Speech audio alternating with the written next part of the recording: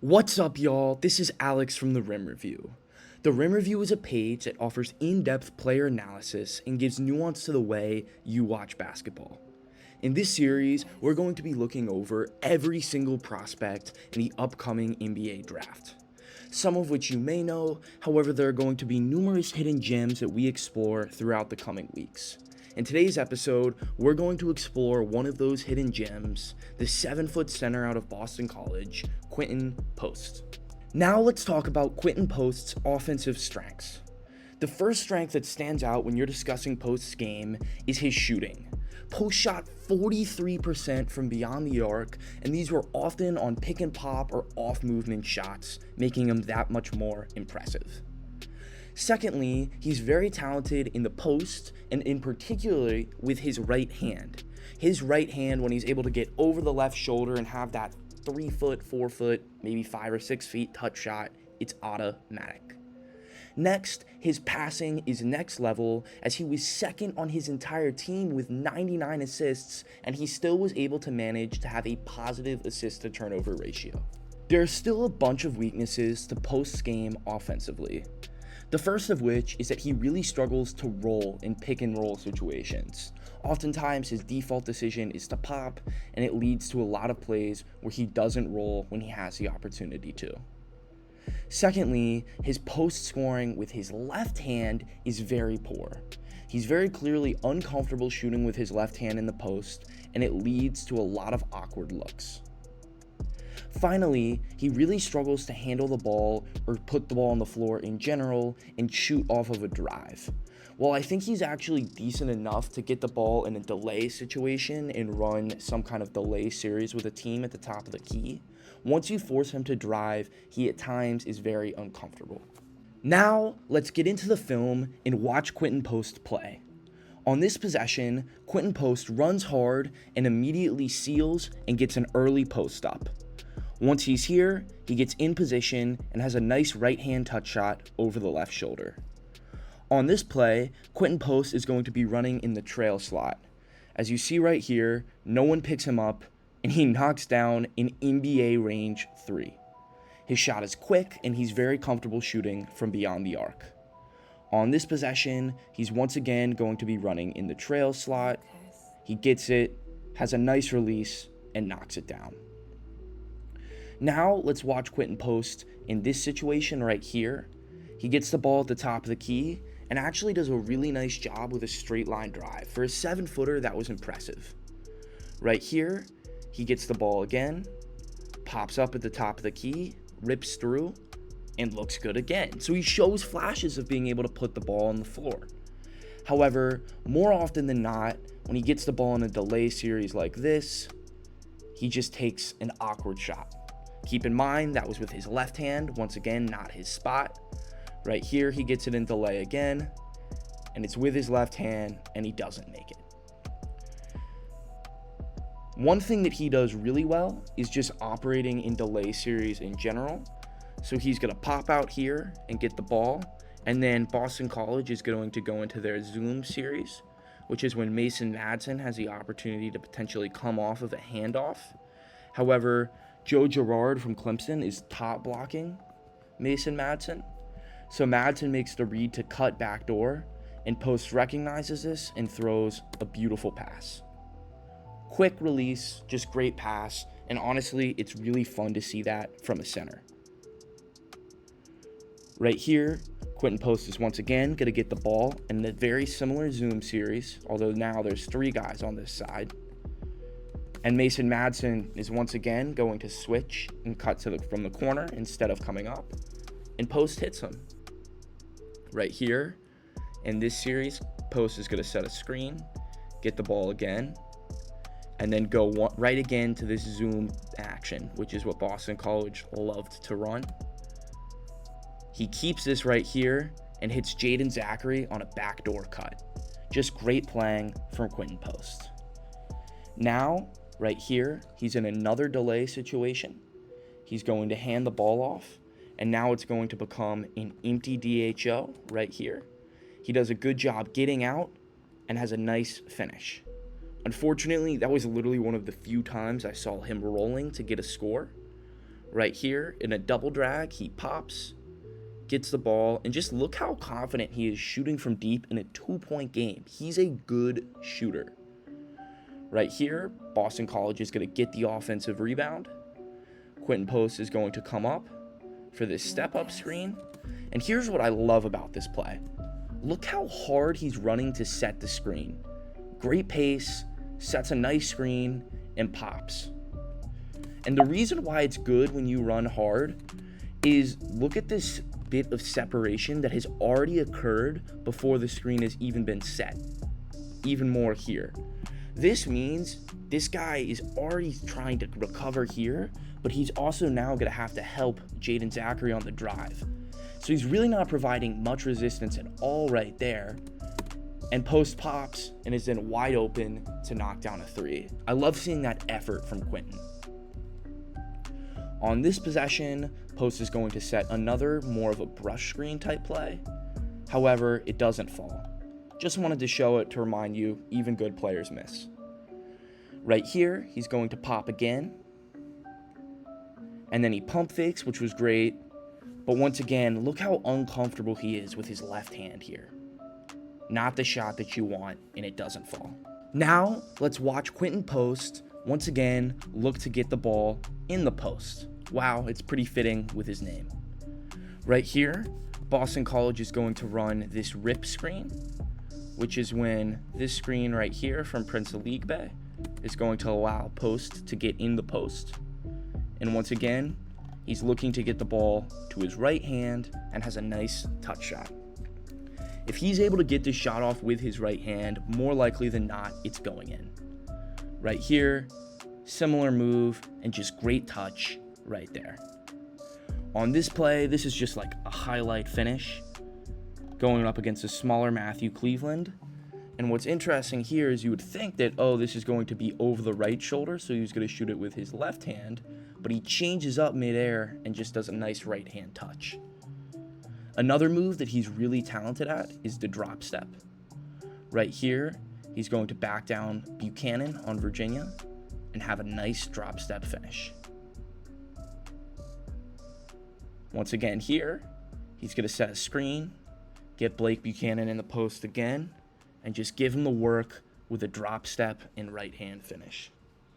Unfortunately, as I mentioned earlier, when he tries to play with his left hand, he really struggles. Right here, Post is calling for the ball and takes a left hand touch that doesn't fall. While that clip told you something, I think this next clip is going to tell you a lot. Right here, Norchad Omier on Miami, he's completely denying almost. He's almost playing to the side, knowing that Post is going to go to his right. Post could very easily spin the other direction and have a nice left-hand touch, but he's very uncomfortable with his left hand, so he takes this shot instead, which Omier was able to contest. Let's watch this again at full speed. Omier is begging Post to spin and shoot with his left hand, but Post says no, and it's a miss.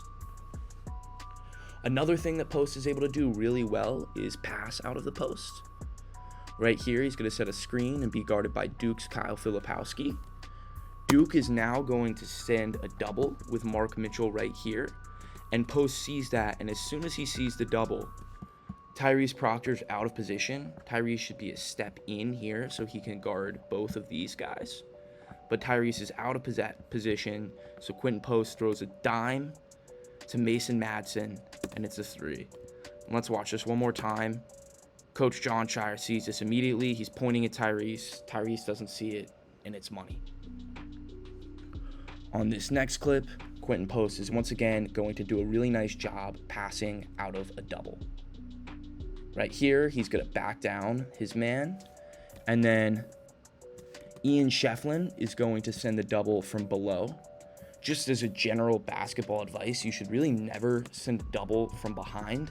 And the reason why is Quinten Post doesn't really feel this as much.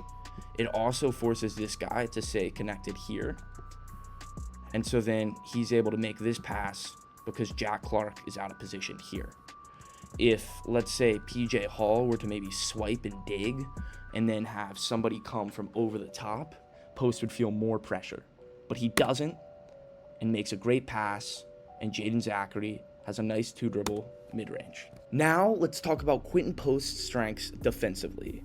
The first of which is his rim protection, where he had 61 blocks last season. He's a true 7-footer with great physicality.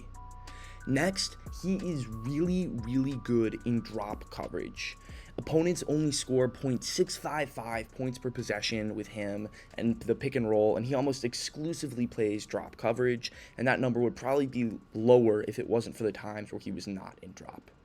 Finally, his post defense is elite, where he was in the 74th percentile of all players in college basketball. There are still some weaknesses to Quinten Post's game defensively. The first of which is whenever he has to go in any other type of pick and roll coverage, whether it's a switch or a hard hedge or a soft hedge, he just clearly is not very comfortable doing that. Secondly, his guarding against pick and pop bigs is not very good. The reasoning behind this is because of the fact that he's typically in a drop, so if the man he is guarding is able to shoot, more often than not, they're able to pop and have a wide open look because of Post's traditional deep drop. Finally, when Post switches onto guards, he typically gets embarrassed and it leads to a lot of issues. Now, let's get into the film and watch Quinten Post play. Right here, Quinten Post is going to be in a help side position, guarding Malik Brown, who hits a cutter. Despite this, Post is able to get back and stop the Judeman's drive, and once again, look at how vertical Post is. It's just fundamentals like that make him very talented. Being able to play defense without fouling is a huge asset. Right here, he's trying to deny Norchad Omier in the post. Nigel Pack gets downhill, but Post comes over and provides a help side block. It's that stuff that's great to see. Right here, Quinten Post is in what would be considered to be a deep drop. He's at the ACC when this screen is being occurred. The reasoning behind this is the fact that his man is a non-shooter. They have to reset it. Post is in another deeper drop. And then what's important about drop coverage is to make sure that this guy can't get below you. He gets a step on Post, but Post is backpedaling and has long arms to get a steal. It's just great stuff. Right here, also against Miami, against Norchad Omier, he's in another drop. And what I love to see here is he's guarding Wooga Poplar with high hands, but he's able to get back and get a steal. Right here, against UNLV in the NIT, he's going to be in another deep drop. He does a good job once he gets back to his man, not giving up on the play, and getting a nice help side block. Right here, he's going to come into what would be considered to be a softer drop, almost closer to an at the level. But he comes back, but then once he realizes that his teammate is beat, he veers onto the ball handler, picks him up, and says, "Get that shit out of here." Great stuff. Right here against Virginia, he's going to be in a situation where he has to switch onto Reese Beekman. Reese Beekman isolates and cooks him. That's the type of things that are tough with his game. Right here against Virginia again, Quinten Post is going to be involved in another ball screen. He first off does a good job guarding the post here, but then he's in a deeper drop and then doesn't close out in time to stop that three. Right here against Duke, he's going to be more focused on Tyrese Proctor, leaving Kyle Filipowski wide open. Flip just can't knock it down. Right here, Post is going to be in a position where he's going to switch again. He switches on to Nigel Pack, which is never a recipe for success. And what Nigel Pack did here is a good skill for anyone that's watching this that's going to play. If you have a mismatch on you, just give it to your teammate and then call for the ball right back. The reasoning behind this is now not only do you have a mismatch, but you have your jab step and the ability to fully rip through, which is what Pack does, and gets an easy basket. Reloading is always a great idea against a mismatch. Right here, he switches again into one of the better six-man low in the ACC. Quinten Post tries to guard him, but honestly gets embarrassed. He has shown flashes of being okay in a switch. Right here against Bub Carrington, an NBA prospect and maybe first round pick. Quinten Post stays in front of him, doesn't fall for pump fakes, and it gets to a steal. Now let's finish off with watching Post guarding the post. Right here, he has multiple efforts against Brennan Huntley Hatfield. He gets the first block, gets the second, and competes for the third. And he does that all without fouling. It's truly great effort. Right here, he's going to be guarding Norchad Omier of Miami. Omier is going to drive on him, but Post stays square, has a great base, and defends without fouling. On this last clip, Quinten Post showcases his physicality. He doesn't let his man spin, he cuts him off, and fully contests, making it a tough shot. In my opinion, Quinten Post is an NBA player. Post has the ability to run a delay offense really well, space the floor, and remain physical. There are a lot of things that he's not able to do. He's not a lob threat. He's not going to set necessarily the best pick and roll actions. However, the things that he can do more than make up for this. At 7 feet tall, shooting as well as he can, and being aggressive and good in drop coverage, you have to make the NBA.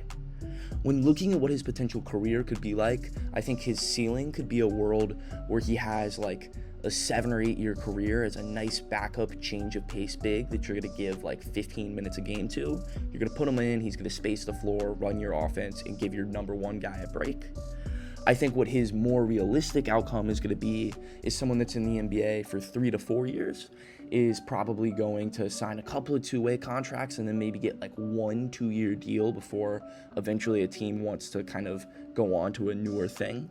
And the reason why I think that he's going to get a couple of contracts is just because of the fact that he's old, he's going to be a good presence in the locker room, he's going to be able to do the things that are really good, and they're just like, if you're 7 feet tall and can shoot, there will be a spot for you as long as you're willing to work hard, and from everything I've seen, I think that's a possibility.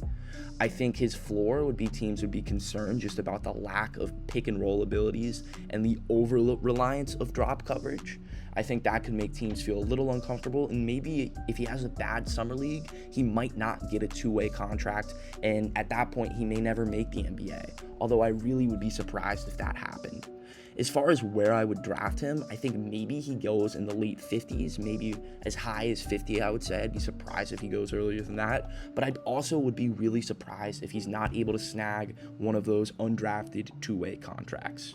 Overall, I think he could be a really nice addition to any team looking to add a presence in the locker room and just overall competitiveness.